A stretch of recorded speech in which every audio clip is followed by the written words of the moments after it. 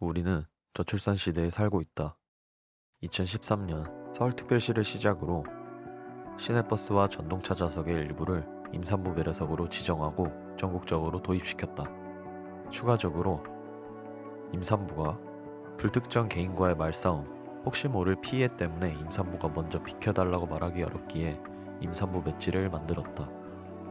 임산부 배려석은 현재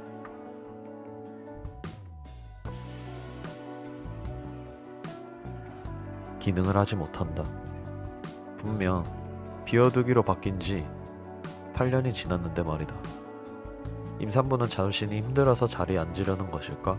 아니, 서름을 참고 자신의 아이를 지키기 위해서 그저 소중하니까. 부천대학교 정보통신과 재학 중인 팀 미정인에는 저출산 시대의 임산부와 태아의 소중함을 지키고자 임산부 배려석과 임산부 배지의 문제점을 해결하기 위해 ICT 기술과 접목하여 직접 문제를 해결하고 구현해 보려고 한다.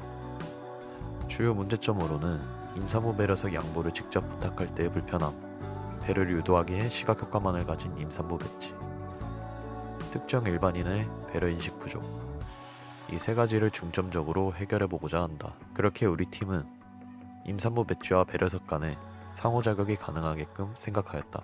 여기 임산부 배지가 있다.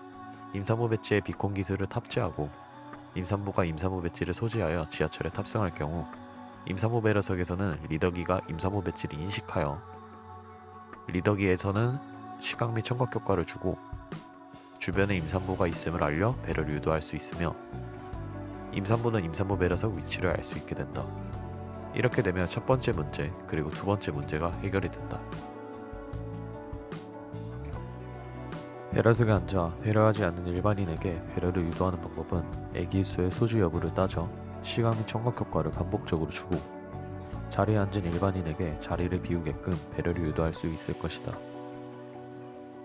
우리는 다음으로 이 임산부 배지와 배려석 리더기를 구현하고 그리고 배지를 통해 임산부와 일반인을 어떻게 구별할 것인지를 생각하였다. 우리가 임산부 배지에 비콘 기술을 탑재한 이유는 정보통신 기술의 근거리 무선 통신은 대표적으로 NFC, RFID 비콘 기술이 있는데 임산부와 임산부석의 거리가 멀어도 인식을 해야 되기 때문이다. 컨택리스로 배지를 외부로 노출하지 않았을 경우도 사용이 가능해야 했다. 비콘 기술을 그래서 채택하게 되었다.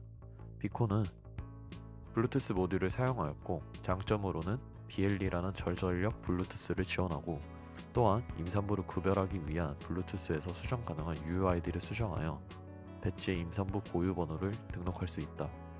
여기에 배터리를 추가하면 임산부 배지를 만들 수 있다. 다음으로 배려석에 장착할 리더기를 만들 차례이다. 리더기에서는 배지를 인식하고 시각 및 청각 효과를 줄 수 있어야 한다.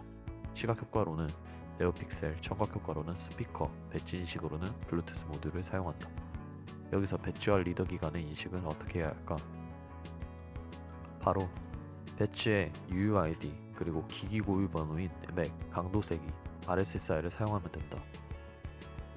애기스에서 리더기로 UUID, 맥, RSSI 등을 포함하여 모든 데이터를 리더기로 전송하고 리더기에서는 임산부 UUID, 배지들을 개별적으로 구별하기 위한 기기 고유 번호인 맥, 배지와 리더기 간의 거리를 특정할 RSSI 값을 받아와 UID는 임산부, 맥은 각 기기 구별, RSS는 인식할 거리 세 가지 정보를 불러와 특정 조건을 만족시키면 임산부로 판단하고 효과를 작동시키고 조건에 만족하지 않으면 일반인으로 판단하여 배려 효과가 작동되게 만들었다. 각 조건은 이러하다.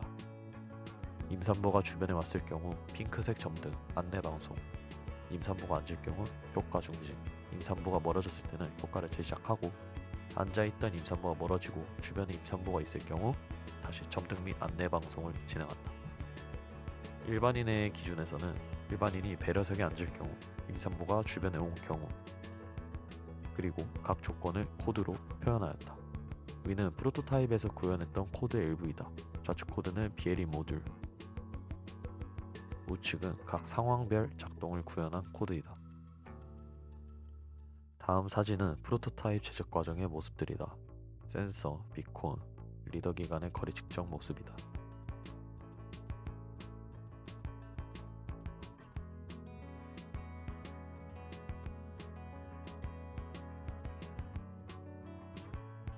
프로토타입을 제작하면서 문제점이 있었다.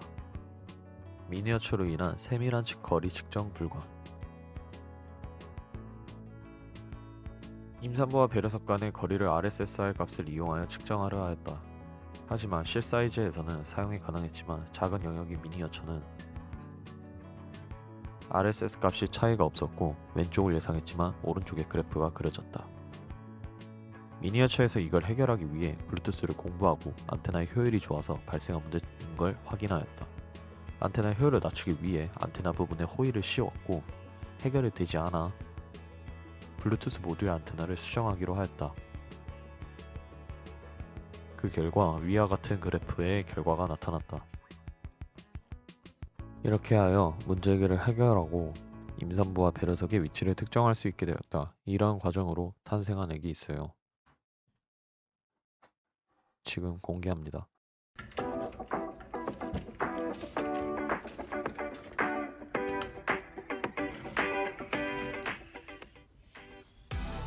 임산부 배려석입니다. 주변의 임산부를 위해서 자리를 비워주세요.